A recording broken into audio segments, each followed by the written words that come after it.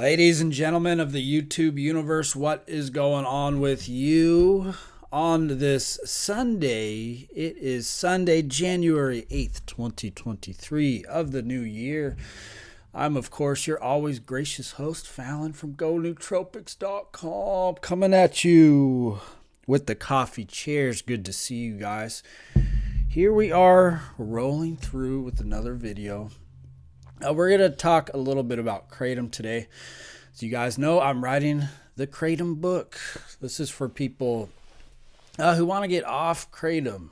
You know, Kratom is, of course, has helped a lot of people, baby. It's helped, no doubt about it. No doubt about it. But this is for people who are kind of looking at it going, you know what, Kratom, for all the good that it does, is not serving me in my life anymore. For a lot of people, Kratom is just not serving them in their life. It's become this thing that takes from them. And in the book, I describe it as an end-of-the-road substance. And I think a lot of people, including myself, have arrived at Kratom after a lifetime of using substances.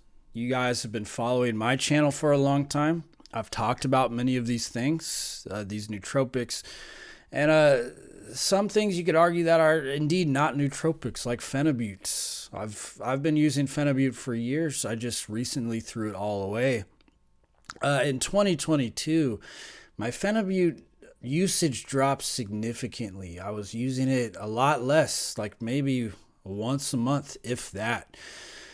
And, you know, in the prior years, 2019, 2020, I was heavily using the phenibut multiple times a week. And in fact, I advocated that if you're going to use phenibut, use it 3 to 4 times a week. I wrote a really stupid ebook called Phenibut Unhinged, where I talk about cycling phenibut and, you know, only using it 3 to 4 times a week. And in my mind, that was good advice at the time. You know, it was kind of like people used to think that, well, you know, you should cycle nootropics. You should cycle the things that you take, which that's good advice. But when it comes to phenibut, even 2 times a week, even 3 times a week is setting your brain up for a constant state of rebound. Phenibut is very powerful stuff. Very powerful stuff. And I didn't want to admit that for a long time with phenibut. But you guys know phenibut is very strong. Just because you can get it at, you know, such and such online vendor, you could get it here, you could get it there, doesn't take away from the fact that phenibut is a very strong compound and you should be very careful. So this year I completely threw away the phenibut, completely got rid of it. And, you know, I arrived at Kratom from a place of looking for something that wasn't going to give me as many side effects, something that I could take every single day. I tried it with the phenibut. I tried self-medicating with the alcohol and many of these other things. And when I arrived at Kratom, I arrived at it at a place knowing that these other things were not sustainable. Kratom, for me, fit the bill of the perfect substance to self-medicate every single day. And you can get away with that for a long time with Kratom. You could take it every day. The side effects are more or less benign compared to, you know, pick any other substance you could think of. It works. It tickles your receptors in all the right way. A fairly large safety profile. And I thought I hit the jackpot with Kratom, right? I thought I hit the jackpot. Here was this thing that I could take every day that basically replaced everything else. I'm looking at Kratom thinking, man, this is much better than phenibut. This is much better than alcohol. I could take Kratom every day, go to work. It puts that nice little glow over your reality, over your perception. And you could get away with using Kratom like that for a long time. And then once I started realizing that Kratom was taking from me in these ways, I realized that this was kind of the end of the road. This was the end of the road with my substance use.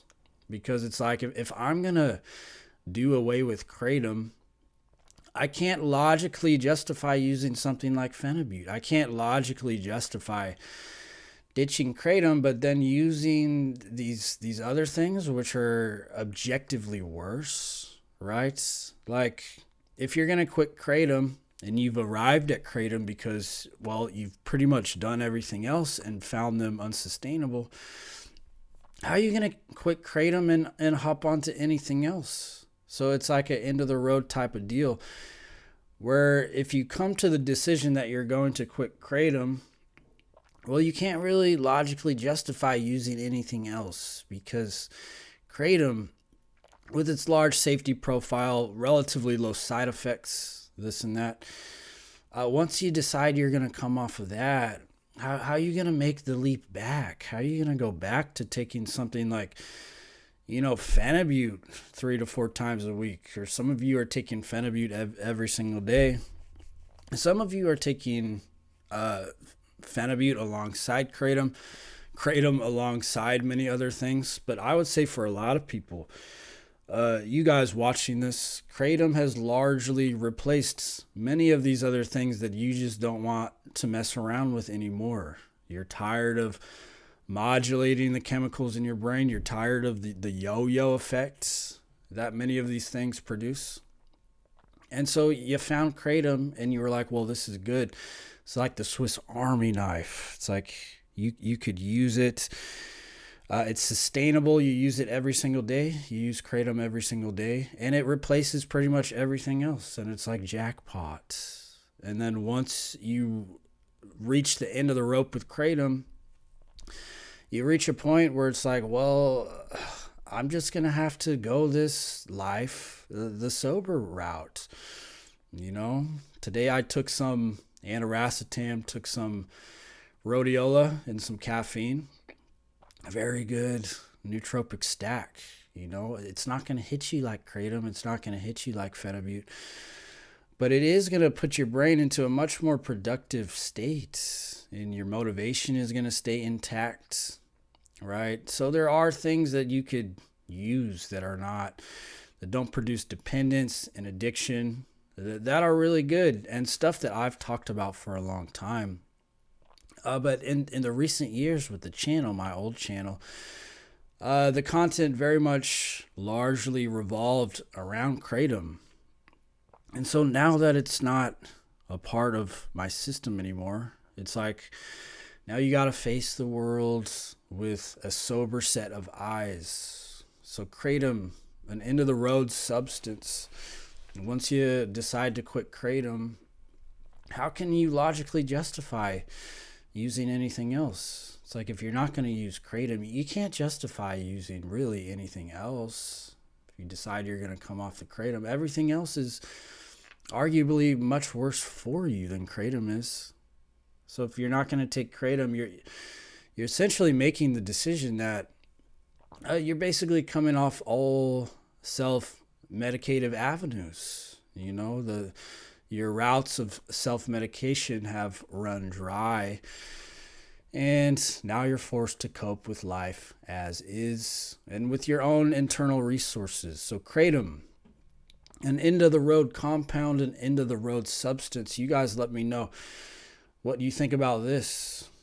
Did you give up kratom only to hop on something else, something worse? This is what I did for a long time. I'd come off kratom and just hop on something like phenibut or, some research stimulant, 2-FMA or something else. And it was like, then I'd come off of those and start back on the kratom again to deal with those withdrawals. And it was this cycle. And eventually you get to the point where all that's very tiring. All that's it taxes the body. It taxes the mind. Being in this constant state of your emotions, being on a yo-yo, just feeling unstable overall, going back to the kratom, quitting the kratom, hopping on something else, and then hopping back onto the kratom to deal with whatever bullshit those things caused, right? So if you give up kratom, for those of you that have, did you just give up kratom to hop on something else, something that's worse, So let me know in the comments. for those of you who have quit Kratom, and you kind of fall into this category of the self-medication type, the person who always has to be taking something. Once you quit Kratom, what did you do? What did you do? Did you hop on something else? Maybe you quit Kratom for a while. You hopped back on Kratom, you know?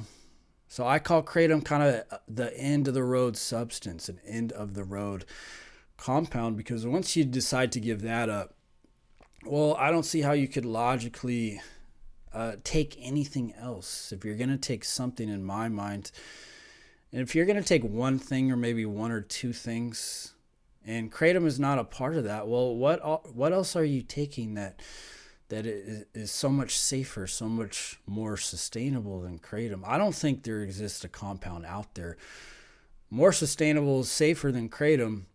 And once you decide to hop off of that, you know, what are you going to do? Hop off Kratom and self-medicate with benzodiazepines or something else? It don't make any sense. So let me know in the comments your guys' thoughts. Fallon, gonootropics.com. As always, thank you for watching. Thank you for subscribing. And I will see you very soon. Peace.